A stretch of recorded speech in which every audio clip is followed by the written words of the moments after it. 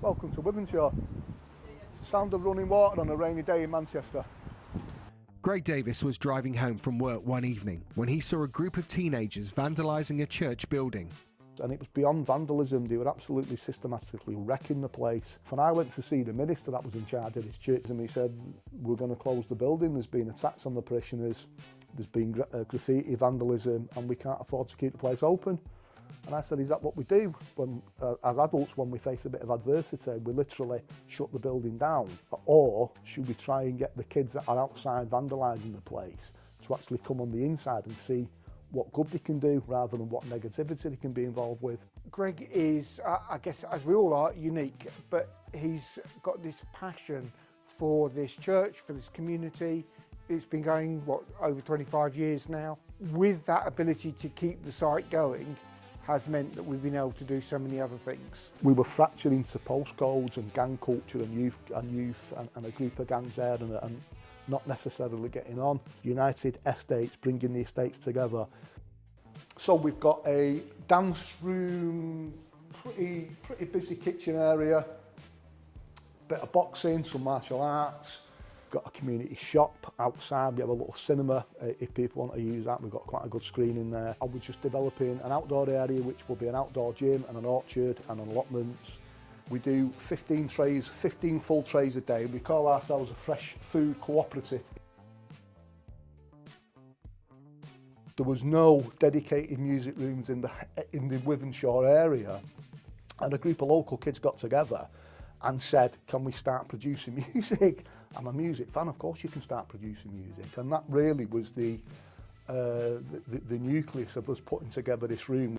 Music brings people together, a gym brings people together, and everything that's evolved in the building is an attempt to bring people together. And the minute we open the doors in this building, the response from local people has been nothing less than magnificent in that we're self-sustaining, we look after ourselves, a really strong sense of community, which I'm actually quite proud of. And I'm so grateful to him for everything he does. He does an awful lot for people, and I admire him. I think we can look after ourselves in places like Wythenshawe and other inner city areas just by standing up for ourselves a bit more. And I think a place like this gives us the opportunity and the forum to do that, hopefully. Why is United States of Wythenshawe so important? Well, you've built it from the ground up. You've ignored funding cuts and seen the loss of youth clubs since you were growing up. And you've also built a very strong sense of community. You're an inspiration. You speak to young people in their language who listen, and you empower them, and you make a difference on their terms rather than telling them what to do. I think what it takes is just nerves of steel. I mean, just, you know, a great deal of cheek and just a Mancunian attitude. I mean, go back to the kind of the music scene of the 90s. It's flying in the face of fashion. It's the scratch that you just can't itch.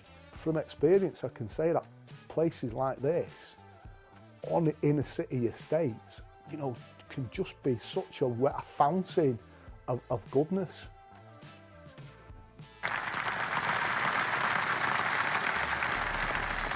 Listen, I want to know what your wife said when you came home and you told her that you'd taken on a lease on a derelict church in Wythenshawe. The easy bit was signing the lease. The difficult bit was going, I think I said, let me go back 27 years, I said, oh, we've just signed a lease on a building. And she said, because we do things like that, that's not that unusual, but as I left the room I said, and it's got no roof on it. And then I was outside. Just quietly said it. It was too late by then. I mean, what do you think the politicians could learn from what you've done? I think they'd have to be interested first. I think if we could make them interested, then they're welcome. I mean, we've got an open door policy. Anybody. The biscuit barrel's always full, the coffee machine's always on, the door's always open. If you want to come and see us, come see us. Well, listen, Greg, you said in your film that you are a massive music fan, and you did mention the 90s music scene.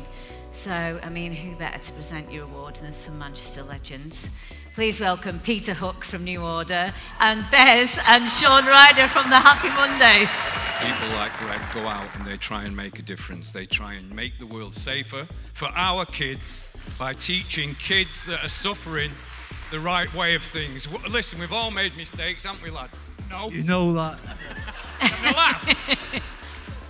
See, like, they can look at us and realise You can make something of yourself, can't you? Well, we're soul food, we're not weary shop. Make some noise for Greg, everybody! Greg in the area! There he is. Thank you so much, Peter, Sean, Bez, and one more time for Greg Davis, everybody.